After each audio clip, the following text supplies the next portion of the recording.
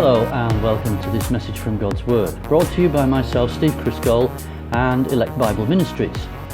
Now, the title of today's message is Responsibility. Let me begin by giving you an example, or well, a personal example, if you like, of some kind of responsibility that I used to have. It was when I was in the military. Now, I was in the Air Force for 9 years, and then I did part-time 3 years in the Army, Territorial Army in the UK. And part of my training in the military was about responsibility. It's quite an important part of being a member of a team. And this particular example, just I want you to imagine you're in a defensive position. You've got a group of your fellow soldiers, a platoon, shall we call it, and you're in this defensive position and you have to protect something. So you're spaced out around this position, and you have what's known as an arc of fire. Each person, you're the man on your left, the man on your right, you have an arc of fire. And that arc of fire is essentially something in the order of an arc of 120 degrees facing to the front, and that is your responsibility. Anything comes into that area, well, it sounds an awful thing to say in a Christian message, but you have to shoot it, or shoot them. Now, the thing is, this arc of fire isn't just yours, it's also part of the guy on the left of you and also part of the guy on the right of you. They intersect so that you have this intersecting arc all the way along or around your defensive position. So that is quite a responsibility. You have a responsibility for yourself and for what's coming more or less directly towards you, but you also have a responsibility to protect your colleague on your left or on your right. So that's how you would one way of protecting the position. It's a fairly standard format. Now, let's move away from the military life and let's bring it back to things of a more Christian nature. So, if you think about that in terms of the church, we each are a member of the church and we're all part of the same church. So we're not talking about arcs of fire, of course, but we are talking about each people with different responsibilities within the church, all working together for a particular good. Well, we're going to talk more about these things a bit later on. But for now, let's just move on and look at our scripture for today, which is Matthew 25, verses 14 to 30.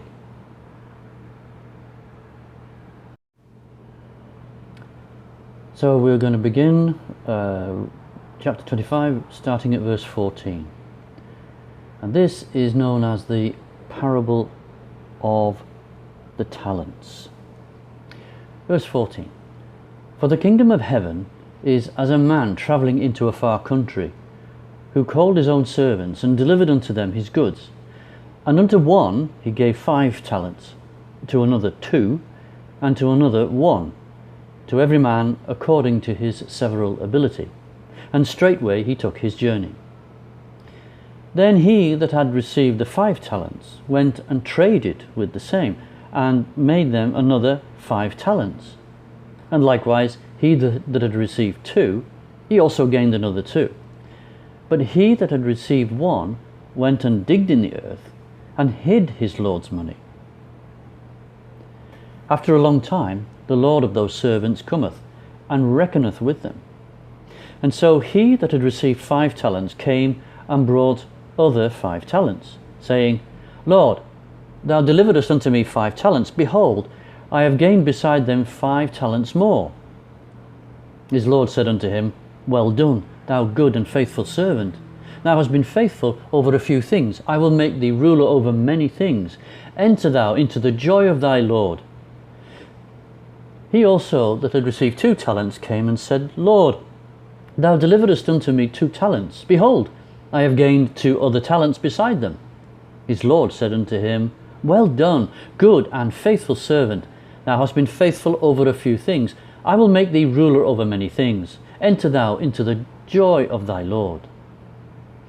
Then he which had received the 1 talent came and said, Lord, I knew thee, that thou art an hard man, reaping where thou hast not sown, and gathering where thou hast not strawed.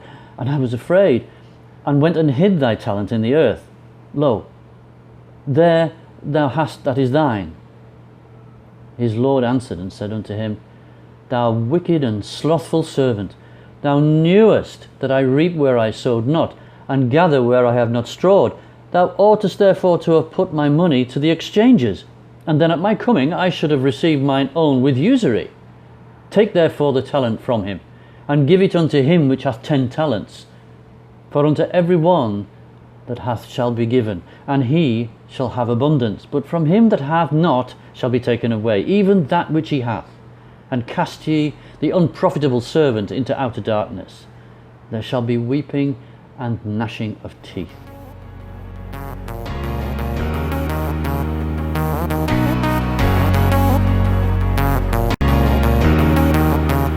So let's have a look at this passage and see what we can gain from it. Jesus begins at verse 14. He talks about, for the kingdom of heaven is like.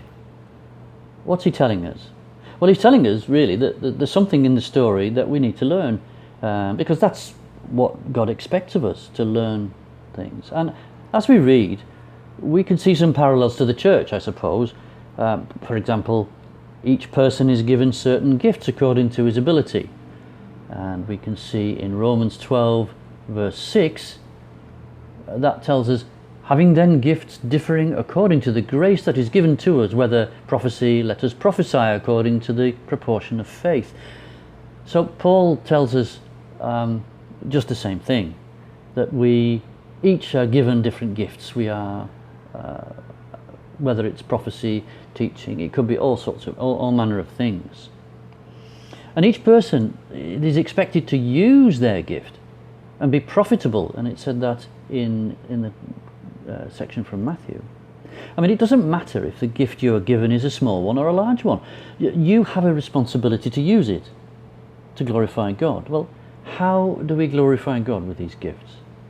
Well, we have to use them.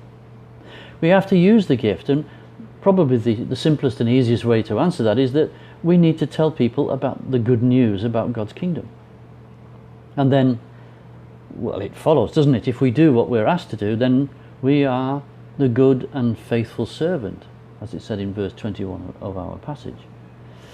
And it also tells us that God is joyful at our activities when we're fruitful and obedient. I mean, God he encourages us to be responsible to do these things. He says, well done, he says. But what about the one man who only thinks about himself? Now, he said in the passage he's scared, he's worried. But actually, these are things that he is only concerned about himself. He's worried about what his Lord will think about him. And he's living his life in fear. You know, and fear is something that has caused him to do nothing with the gift that he has been given. In other words, he's been paralyzed, he's crippled, or he's just inactive. And like I said, he doesn't do anything with his gift. He just buries it and he holds on to it. He doesn't use it. But the thing is, I guess the message here is that God gives us these gifts, and we are responsible. You know, we're responsible to ourselves first to put what we're given into good use. But we're also responsible to God for the fruits of our gifts. So what do you do? What about you? Are you like Adam and Eve, perhaps? In Genesis chapter 3, verse 11 to 13, we can see, well, something that Adam and Eve did, which is about their responsibility. Let's just have a look. Starting from verse 11, and this is God speaking, and he said, who told thee that thou wast naked? Hast thou eaten of the tree whereof I commanded thee that thou shouldst not eat? And the man said, the woman whom thou gavest to be with me, she gave me of the tree, and I did eat. And the Lord said unto the woman, what is this that thou hast done? And the woman said, the serpent beguiled me, and I did eat. Do you notice, both of them there, both Adam and Eve, both of them blamed somebody else. Adam blamed Eve, and Eve blamed the serpent. So, are you someone who refuses to take responsibility for your own actions? You see, they committed sin, Adam and Eve, but the problem was also that they compounded their sin by trying to blame someone else. I'm sure we've all seen this in children, in the playground kind of situation. It wasn't me, miss, it wasn't me, it was him. Trying desperately not to get into trouble. But what should they have done, do you think? Adam and Eve. Well, of course, they should have admitted their guilt. If they were to show some sort of maturity and accept God's anger, maybe he wouldn't have been angry as much. But if you compound an error with another error, it's not going to work out very well for you, is it? So there's one example. What about, perhaps you're like Abraham's wife Sarah? Genesis 16, verses 4 to 5. Let's have a read what that says. And he went unto Hagar, and she conceived. And when she saw that she had conceived, her mistress was despised in her eyes. And Sarai said unto Abram, My wrong be upon thee. I have given my maid into thy bosom. And when she saw that she had conceived, I was despised in her eyes. The Lord judge between me and thee. So, when her servant Hagar conceived, Sarah was despised by Hagar. But instead of accepting the feelings that Hagar had towards her, she decided to blame her husband, Abraham. So I ask, do you shift the blame? Do you blame someone else for your own misgivings, your own mistakes, your own sins even? Do you make others suffer because of your own shortcomings? Or maybe are you like Esau? Well, it's another example here. We'll look at Genesis 25, verse 29 to 34. And Jacob sowed pottage, and Esau came from the field, and he was faint. And Esau said to Jacob, Feed me, I pray thee, with that same red pottage, for I am faint. Therefore was his name called Edom. And Jacob said, Sell me this day thy birthright. And Esau said, Behold, I am at the point to die, and what profit shall this birthright do to me?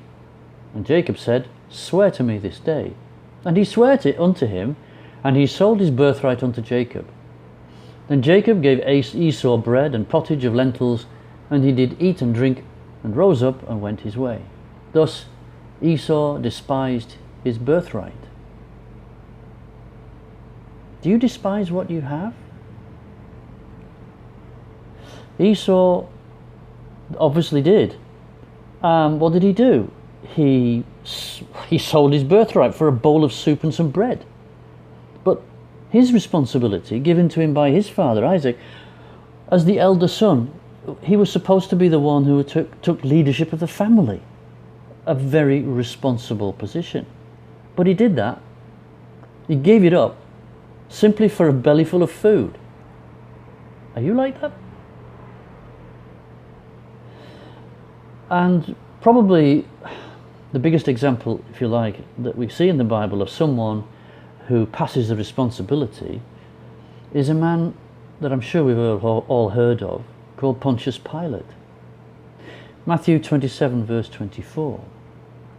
And we'll read, When Pilate saw that he could prevail nothing, but that rather a tumult was made, he took water and washed his hands before the multitude, saying, I am innocent of the blood of this just person. See ye to it.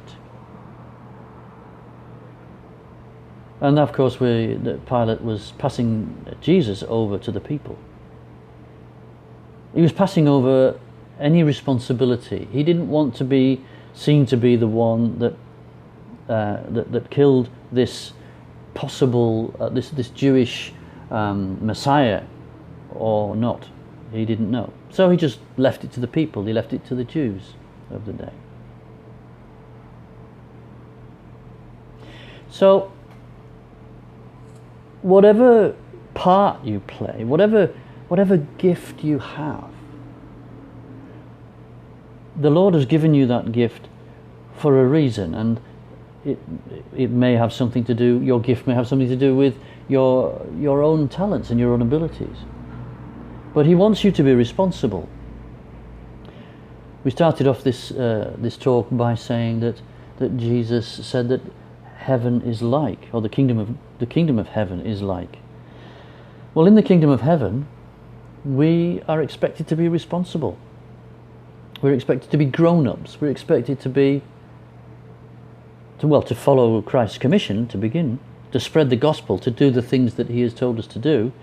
But we've also got to be responsible as fathers and mothers, husbands, wives, in family life, even as sons and daughters, I guess. And also in church life as well. Your church life has responsibilities. And if you don't have a responsibility in your church, then something is not right with your relationship with God. We all should be working towards Jesus' commission, which is to spread the gospel. And of course, we can't forget, because we live in a secular world, we have responsibilities in our secular world as well, our work life and so on, like that. So just to round this off, one last quote from Galatians chapter 6, verse 5. Paul writes to the Galatians, he says, "For every man shall bear his own burden." My question is, will you?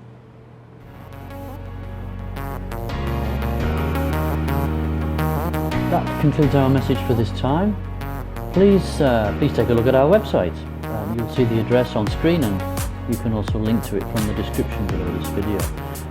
On our site you'll find lots of free, yes I said free, teaching materials specifically designed for the new and not so new Christian. So I hope you find something useful. Thanks for watching, and God bless and keep you. Bye for now.